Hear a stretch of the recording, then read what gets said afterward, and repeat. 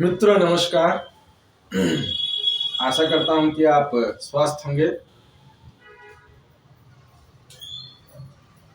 निफिक्र होंगे और इन दिनों जो हल्की हल्की ठंड पड़ रही है, इस बार न जाने क्यों ठंड अपने उरूज पर नहीं जा पाई है, तो जो हल्की हल्की ठंड पड़ी है उसका भी आनंद ले रहे हैं।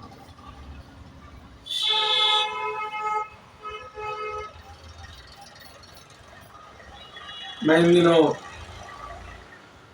सामान्य अध्ययन के इतिहास खंड के बारे में जो कुछ भी जानता हूं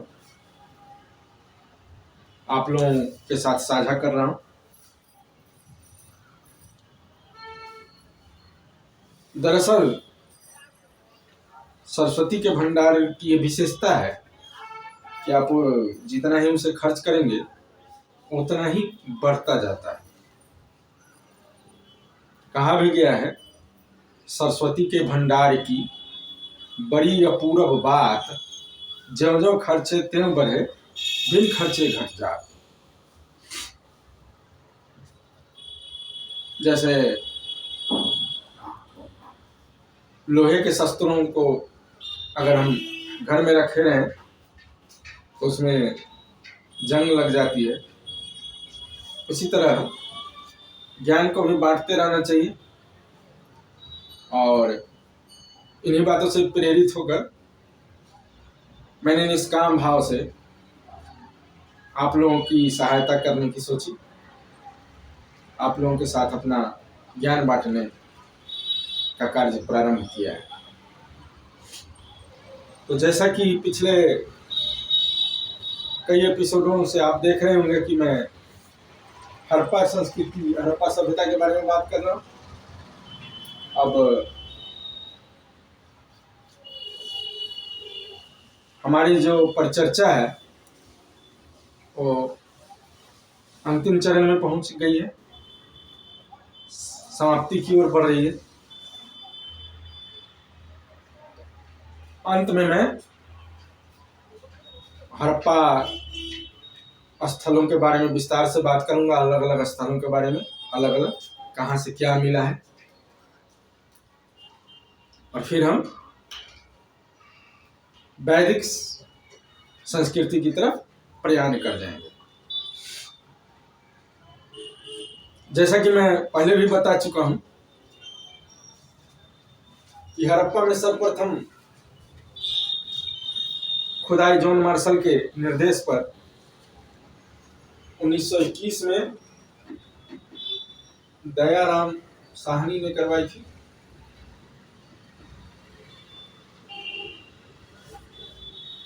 यद्यपि उससे पहले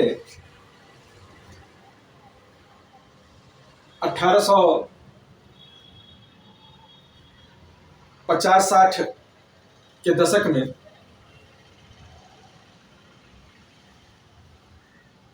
हड़प्पा में खुदाई हो चुकी थी, लेकिन लोगों को ये पता नहीं था कि एक पुरातत्व स्थल है। भारी संख्या में वहां ईंटें मिली।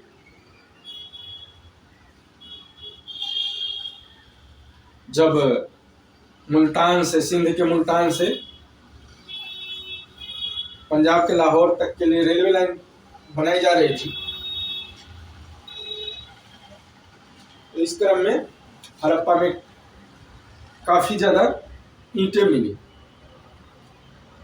चूंकि अंग्रेज व्यापारी थे और भारत की संस्कृति से उनका कोई लेना देना था नहीं, तो उन्होंने उन ईंटों को स्टेशन और रेलवे लाइन बनाने में लगा दिया। इतनी ज्यादा ईंटें निकली वहां से कि मुल्तान से लाहौर तक के लिए अलग से ईंटों की जरूरत ही नहीं पड़ी, अलग से ईंटों का इंतजाम करने की आवश्यकता ही नहीं पड़ी।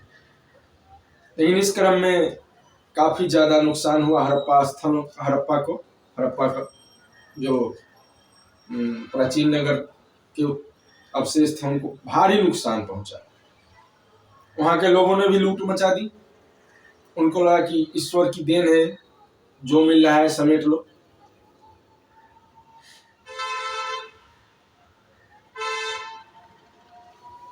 बाद में जब जॉन मार्शल भारतीय पुरातत्व सर्वेक्षण विभाग के मुखिया बनकर आए तब उनका ध्यान इस ओर गया। उन्होंने दयाराम साहनी को 1921 में उत्खनन के लिए भेजा। फिर 1926 में माधव स्वरूप जी ने खुदाई करवाई वहां।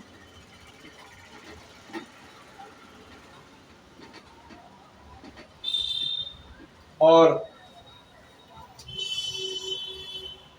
1946 में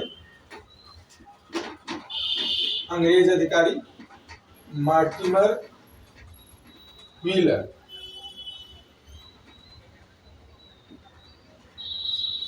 ने खुदाई करवाई। यद्यपि आज भी जितने क्षेत्रफल में खुदाई हुई है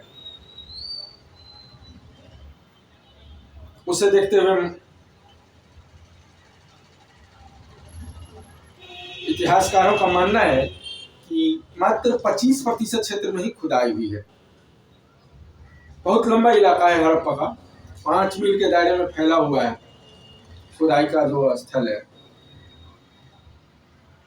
हालात अच्छे नहीं है पाकिस्तान में। जो भी स्थान है हड़प्पा सभ्यता के, वहाँ की सरकारों को उनसे कुछ लेना देना है नहीं। और तो इतिहास खंड में भी अरब का इतिहास पढ़ते हैं, प्राचीन भारत के इतिहास के बदले में उनको क्या मतलब।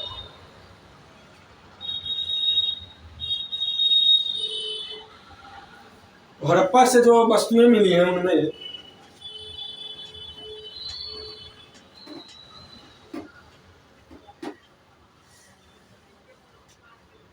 यहाँ मैं आपको बता दूं कि हड़प्पा एकमात्र ऐसा स्थल है जिसके बारे में, सिंधु घाटी सभ्यता का एकमात्र ऐसा स्थल है जिसके बारे में वेदों में चर्चा की गई है। वेदों में इसे हरियूपिया नाम से संबोधित किया गया है। तो जो वस्तुएं मिली है उनमें तांबे की बनी बैलगाड़ी,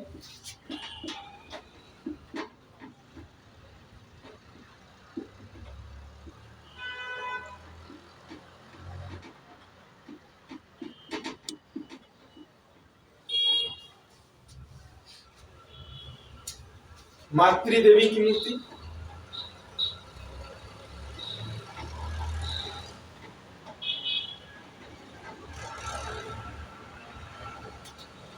मूर्ति की अपेक्षा मूर्तियां कहना ज्यादा सही होगा क्योंकि मृग मूर्तियां हैं, छोटी छोटी मूर्तियां।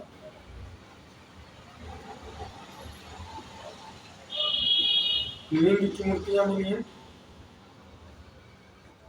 मिनी मूर्तियां।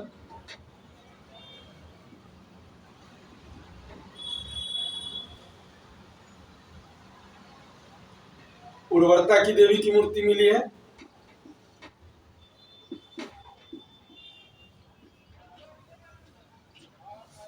यह एक ऐसी मूर्ति है जिसमें स्त्री के गर्भ से गेहूं का पौधा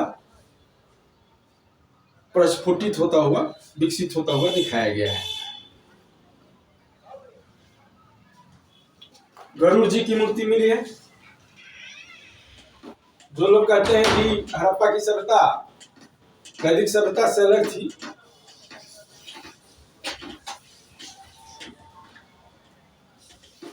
उनको यह तथ्य पसंद नहीं आएगा। गरुड़ जी की मूर्ति मिली है। बाद के सालों में हम देखते हैं कि गरुड़ जी का महत्व काफी बढ़ा हिंदू वाङ्मय में, और इतना बढ़ा कि गरुड़ पुराण तक लिखा गया। गरुड़ जी की मूर्ति मिली है। अवलोकितेश की मूर्ति मिली है। हालांकि ये बाद के सालों ऐसा माना जाता है कि अवलोकितेश की मूर्ति है, लेकिन ये विवादित है क्योंकि बौद्ध धर्म तो उस समय तक आया नहीं था, इसलिए बोधिसत्व के किसी स्वरूप की मूर्ति मिलना संभव ही नहीं था। अन्नगार मिला है विशाल, इसके बारे में हम विस्तार से बात कर चुके हैं। श्रमिकों के आवास मिले हैं, इस तरह के आवास में लॉज की तरह के, जिन्हें देखकर आसानी से कहा जा सकता है कि इनमें श्रमिक रहते थे। और जहां श्रमिक रहेंगे वहां निश्चित रूप से उद्योग धंधा होना चाहिए।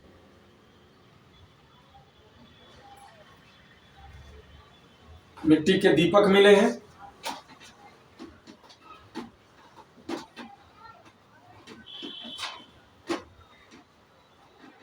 सीप से बनी हुई चम्मच,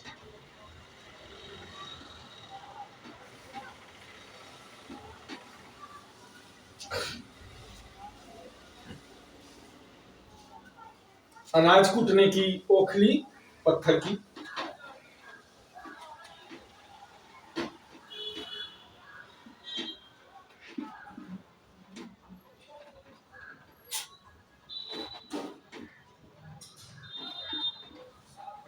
वृत्ताकार ओखली,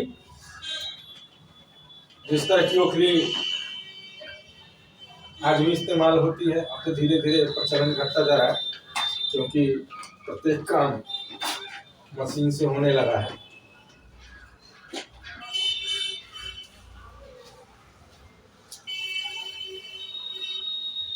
सुरमा लगाने की सीख मिली है,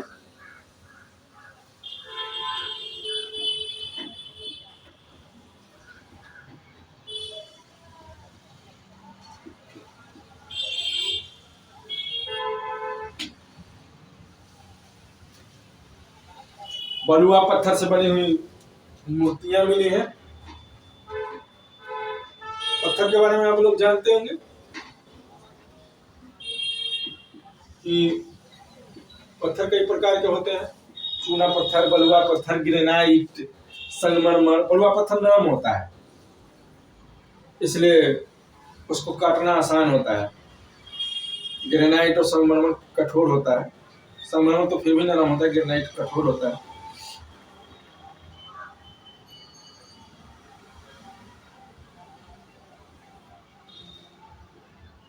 और भारी संख्या में समाधान मिले, 57 समाधान।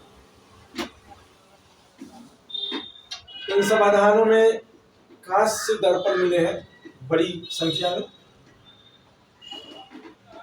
कांसे से बने हुए दर्पण जो मृत व्यक्ति के साथ दफना दिए जाते थे। ऐसे 12 समाधान हैं जिसमें कांसे के दर्पण मिले। लाल मृदभांड मिले हैं। उस काल में लाल मृदभांड नहीं प्रचलन में था, आरंभिक अवस्था में था। चाक का प्रयोग शुरू ही हुआ था, तो इसलिए जो मृदभांड मिले हैं वो कोई बहुत ज्यादा उन्नत प्रकृति के नहीं है, साधारण तरीके के हैं वो।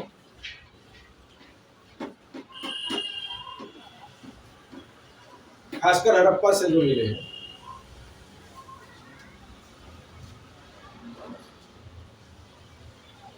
जो समाधान मिले हैं, जो कब्रें मिली हैं, उनमें देखा गया है कि मृतकों का सिर उत्तर की तरफ और पैर दक्षिण की तरफ रखा गया है। आज भी अगर किसी की मृत्यु हो जाती है, किसी हिंदू की, तो उत्तर की तरफ सिर कर दिया जाता है, उसका दक्षिण की तरफ पैर कर दिया जाता है। और उत्तर की तरफ सिर और दक्षिण की तरफ पैर करके सोना भी अच्छा नहीं माना जाता। तो इन बातों से जो पृथ्वी का जो चुंबकीय क्षेत्र है, उससे उस काल के लोग परिचित थे, इस बात का भी पता चलता है। और इस बात का भी पता चलता है कि आज जो परंपरा है इस तरह की चली आ रही है हजारों सालों से, उसकी शुरुआत हड़प्पा काल में ही हो चुकी थी। हड़प्पा के लोग इन बातों से परिचित थे। इसके साथ साथ हड़प्पा के लोग ज्यामिति से भी परिचित थे, क्योंकि जो घर है वो जिस तरह से बनाए गए, उनकी जो बनावट है इतनी परफेक्ट है कि अगर कोई स्केल ना हो, माप का ज्ञान नहीं हो, किसी को साहुल का ज्ञान नहीं हो, तो कोई उस तरह का घर बना ही नहीं सकता। मैंने पिछली कक्षा में सुमेरिया के शहर उर की चर्चा की थी और बताया था कि उर की जो गलियां हैं, जो सड़कें हैं, वो टेढ़ी मेढ़ी हैं, सरल रेखीय नहीं है, जिससे वहाँ की सड़कों पर बैलगाड़ी चलाना संभव नहीं था या ऊंट गाड़ी चलाना संभव नहीं रहा होगा, और लोग गधों से वस्तुओं की ढुलाई करने को मजबूर रहे होंगे। यद्यपि पहिए से परिचित थे वो लोग, निश्चित रूप से पहियों का ज्ञान था उनको, लेकिन संभवतः माप का ज्ञान नहीं था। अब हम बात करेंगे मोहनजोदड़ो की, हड़प्पा सभ्यता की दूसरे सबसे महत्वपूर्ण नगर मोहनजोदड़ो।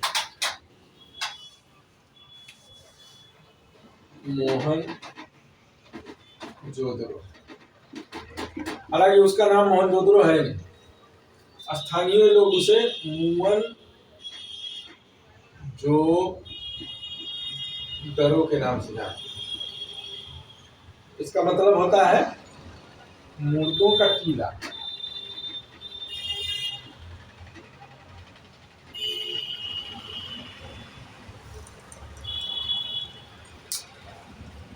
जो मोहनजोदड़ो के आसपास के गांव थे, वहां के निवासी मोहनजोदड़ो जो टीले थे उसकी तरफ जाने से डरते थे और उसको मुर्दों का टीला का नाम दे रखा था उन्होंने, मोहनजोदड़ो। आज भी भोजपुरी भाषा में मुआने शब्द का प्रयोग होता है मारने के लिए। मुआ दिया लोग कहते हैं, मतलब जान से मार दिया, मुर्दा बना दिया। तो मोहनजोदड़ो को भी मोहनजोदड़ो कहा जाता है। मैंने बताया था कि 1921 में राखाल दास बनर्जी ने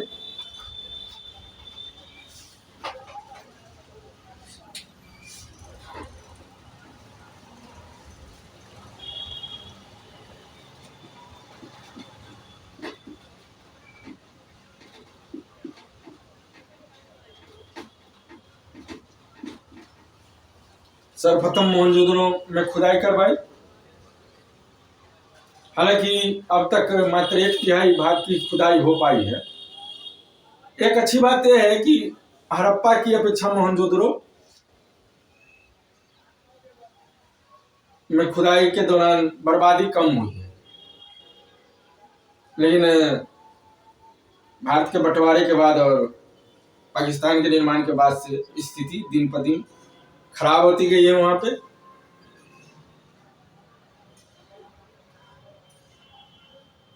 मोहनजोदड़ो ऐसा लंबे समय तक माना जाता था कि हड़प्पा सभ्यता का सबसे बड़ा शहर था। लगभग 300 हेक्टेयर में फैला हुआ था। 1 हेक्टेयर 2.5 एकड़ के बराबर होता है, तो आप अंदाज लगा सकते हैं कि कितना बड़ा क्षेत्र था मोहनजोदड़ो का। और वहां 35,000 लोग रहते थे। मुझे नहीं लगता कि उस कालखंड में, उस समय किसी भी बस्ती में, दुनिया की किसी भी अन्य बस्ती में एक साथ इतने ज्यादा लोग रहते हैं। मोहनजोदड़ो से जो हमें प्राप्त हुआ है, जो वस्तुएं प्राप्त हुई है,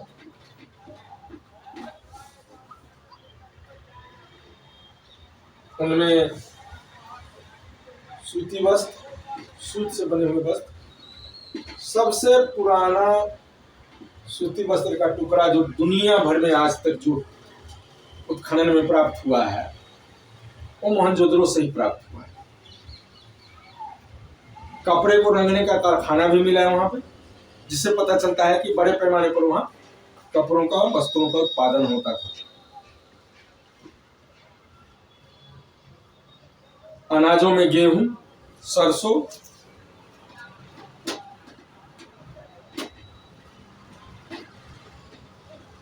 गेहूं जो वहां से मिला है वो काला पड़ा हुआ है, चना,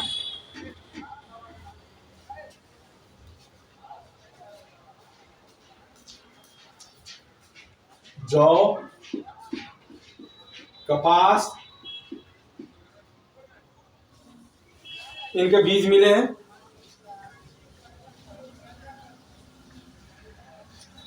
लेकिन सबसे महत्वपूर्ण जो मोहनजोदड़ो से चीज प्राप्त हुई है,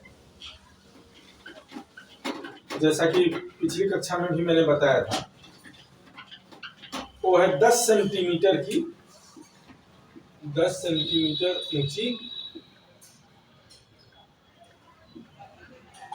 नर्तकी की मूर्ति। अद्भुत भाव भंगिमा इस नर्तकी के चेहरे पर देखी जा सकती है। Dancing girl.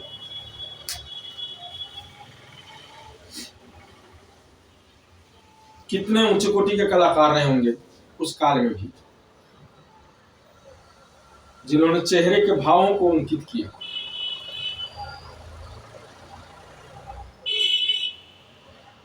वो भी तांबे की मूर्ति में। मैंने बताया था कि ये जो 10 सेंटीमीटर ऊंची नर्तकी की मूर्ति है, लुप्त मोम विधि से बनाई गई है। वर्तमान में मूर्ति दिल्ली के राष्ट्रीय संग्रहालय में रखी गई है। एक इसी तरह की मूर्ति मोहनजोदड़ो के स्थानीय संग्रहालय में भी बना के रखी गई है, लेकिन वो ओरिजिनल नहीं है। जो ओरिजिनल मूर्ति है वो दिल्ली में है। इस समय मोहनजोदड़ो का संग्रहालय काफी छोटा है और बहुत सारी वहाँ की वस्तुएं लंदन संग्रहालय में है, बहुत सारी दिल्ली में है, बहुत सारी कलकत्ता संग्रहालय में है।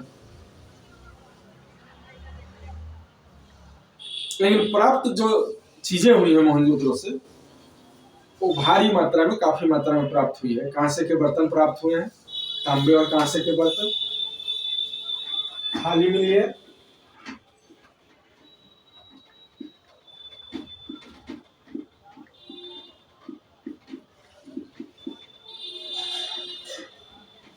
बड़े बड़े मृदभांड मिले, बहुत बड़े बड़े, जिससे पता चलता है कि मृदभांडों को बनाने में मोहनजोदड़ो के लोगों ने काफी विशेषज्ञता प्राप्त कर ली थी। मोहनजोदड़ो बार बार उजरा है, बार बार बसाया गया है। कहा जाता है कि सिंधु नदी में आने वाली बाढ़ के चलते 7 बार ये उजरा और 7 बार बसा। जो परतें मिली हैं उनसे भी ऐसा ज्ञात होता है। जो मृदभांड मिले हैं वो काले और भूरे रंग से बने चित्रों से चित्रित हैं। चौपर की गोटियां मिली है, जिससे पता चलता है कि उस काल के लोग जुए और शतरंज से परिचित थे और मनोरंजन के लिए इन दिमागी खेलों को खेला करते थे। माप तौल के पत्थर मिले हैं, मानक पत्थर। ऐसा नहीं कि कहीं पे एक तरह की बाट हो और दूसरी जगह अलग तरह की बाट हो। सारे जो बाट मिले हैं वो एक ही तरह के, उनमें अंतर नहीं है। तांबे के दर्पण मिले यहाँ भी, चक्की मिली है,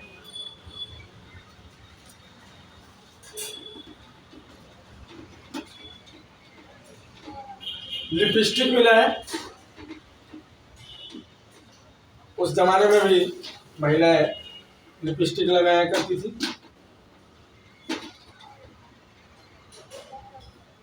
सौंदर्य बोध था। महिलाओं में स्नान का काफी महत्व रहा था मोहनजोदड़ो के लोगों के लिए।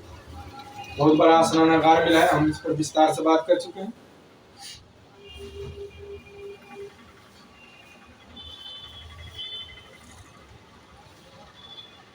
मिट्टी की बैलगाड़ी मिली है, मिट्टी के अनगिनत खिलौने मिले।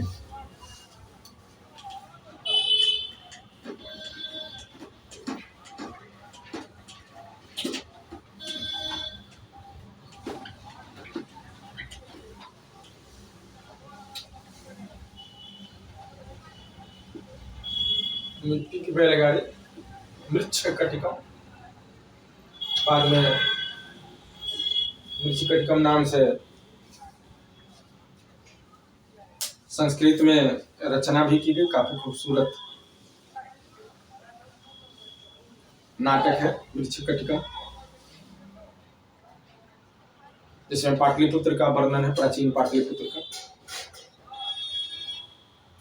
मिट्टी के कंगन मिले हैं, पत्थर के बहुत सारे औजार मिले हैं।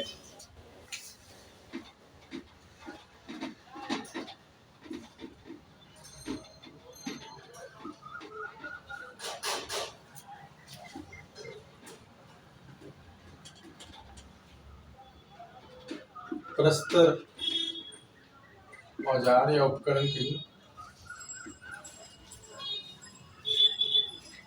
सोने के गहने मिले हैं। यद्यपि जो सोने के गहने मिले वो मोहनजोदड़ो से चोरी हो चुके हैं। पाकिस्तान में कानून व्यवस्था की जो स्थिति है उससे आप लोग भी अपरिचित नहीं होंगे। पाकिस्तान में कभी भी कुछ भी हो सकता है, कहीं भी। तो जो सोने के गहने मिले थे संग्रहालय में रखे गए, मोहनजोदड़ो के स्थानीय संग्रहालय में चोर चुरा कर ले गए।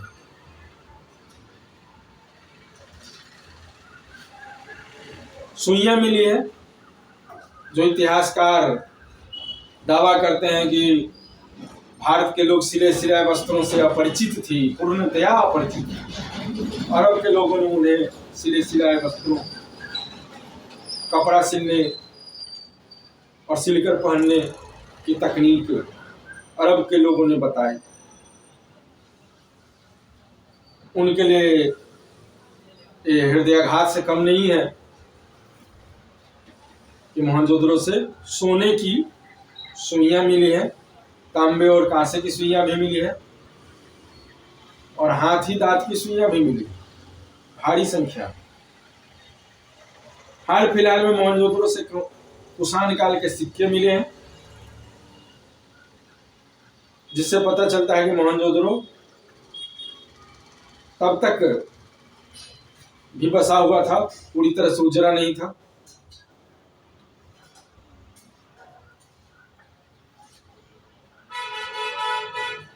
मोहनजोदड़ो इस संदर्भ में भी बाकी हड़प्पा स्थलों से अलग है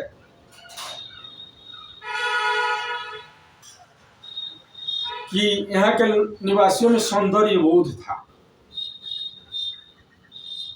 मृदुवान लोगों को चित्रित करना, नर्तकी की काफी उत्कृष्ट कोटि की मूर्ति का मिलना, यह बताता है कि मोहनजोदड़ो के लोग कलाकार थे, कला प्रेमी थे, और वहाँ की जो कला थी वो सत्ता पोषित नहीं थी, राज पोषित नहीं थी, बल्कि समाज पोषित थी। जिस तरह से पटना से प्राप्त यक्षिणी की मूर्ति के बारे में कहा जाता है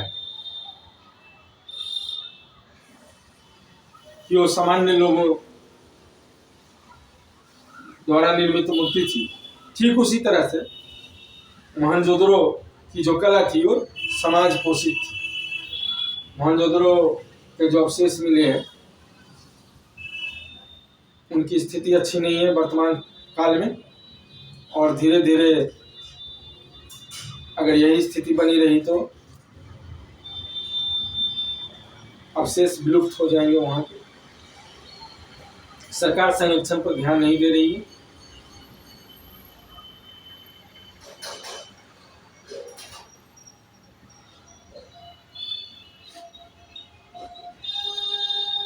अब हम बात करेंगे राखी गढ़ी की, जो हरियाणा में अवस्थित है।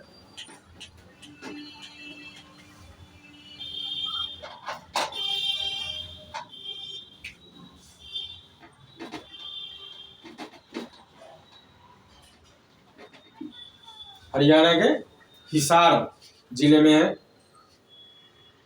राखी गढ़ी में सर्वप्रथम उत्खनन का कार्य 1963 में हुआ, लेकिन उस समय जो उत्खनन हुआ काफी छोटे पैमाने पर हुआ और कुछ खास उपलब्धि नहीं रही उसकी। 1997-99 की अवधि में 2 साल की, जो 3 साल की अवधि थी,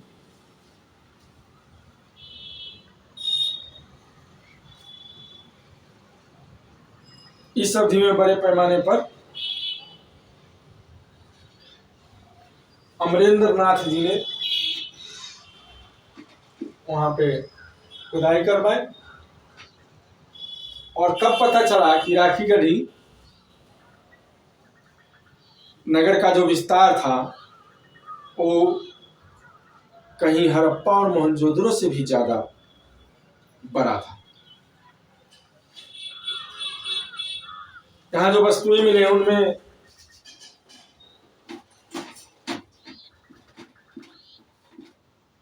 मातृ देवी की मूर्ति मिली है,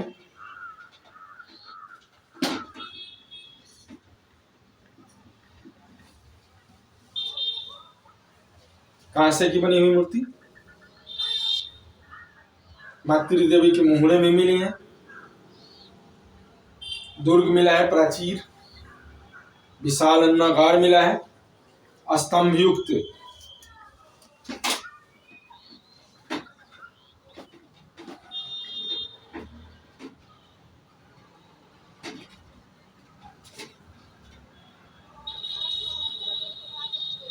बीथिका मिली है, जहां पे लोग जमा होते थे मनोरंजन के लिए, सांस्कृतिक कार्यक्रमों के लिए।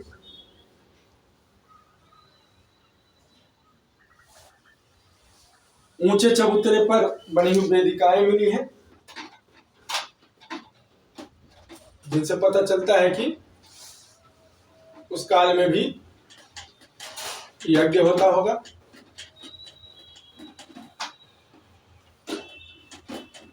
हवन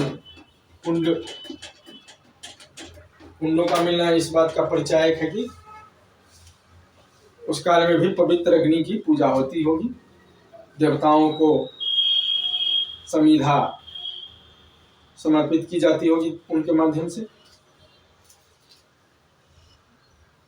मकान मिले हैं, नालियां मिली हैं। नालियां जो है वो पक्की ईंटों से बनी हुई है। जो राखी गढ़ी का जो क्षेत्रफल है वो 350 हेक्टेयर है, जबकि अभी तक जो खुदाई हुई है आज तक में मोहनजोदड़ो की, उसके अनुसार उसका क्षेत्रफल 300 हेक्टेयर था। और जनसंख्या कहीं ना कहीं राखी गढ़ी की जो जनसंख्या थी मोहनजोदड़ो से ज्यादा थी। 11 टीलों की खुदाई हो चुकी है अब तक। 7000 साल तक पुराने अवशेष मिले हैं यहाँ पे। भारी संख्या में समाधान मिले हैं, काफी अच्छी अवस्था में वो समाधान है। लकड़ी की के ताबूत में कई शवों को दफनाया गया पाया गया है। एक जो शव मिला है वो 50 वर्ष के पुरुष का मिला है और उसकी लंबाई 5 फीट 7 इंच है। और एक महिला की जो कब्र मिली है उस महिला की उम्र लगभग 30 साल है और उसकी लंबाई लगभग 5 फीट 4 इंच है। पीतल की कलाकृतियां भारी संख्या में मिली है। अब तक हम बात कर रहे थे कि कांसे की कलाकृतियां मिली है हड़प्पा मोहनजोदड़ो से, लेकिन राखी गढ़ी से पीतल की भी मिली है। पीतल जैसा कि आप जानते होंगे कि तांबे में जस्ता मिलाने से पीतल बनता है और तांबे में टीन मिलाने से कांसा बनता है। भारी संख्या में बटखरे मिले हैं। पीतल से बना हुआ मछली पकड़ने का कांटा मिला है, जिससे पता चलता है कि वहां के लोग मछली खाने के शौकीन नहीं होंगे। मछली पकड़ने का जाल मिला है। राखी गढ़ी सरस्वती लुप्त हो चुकी सरस्वती नदी के किनारे अवस्थित है। तो वेदों में सरस्वती को नदी तमा कहा गया है, नदियों की भी नदी, नदियों की माता, नदियों में उत्तम।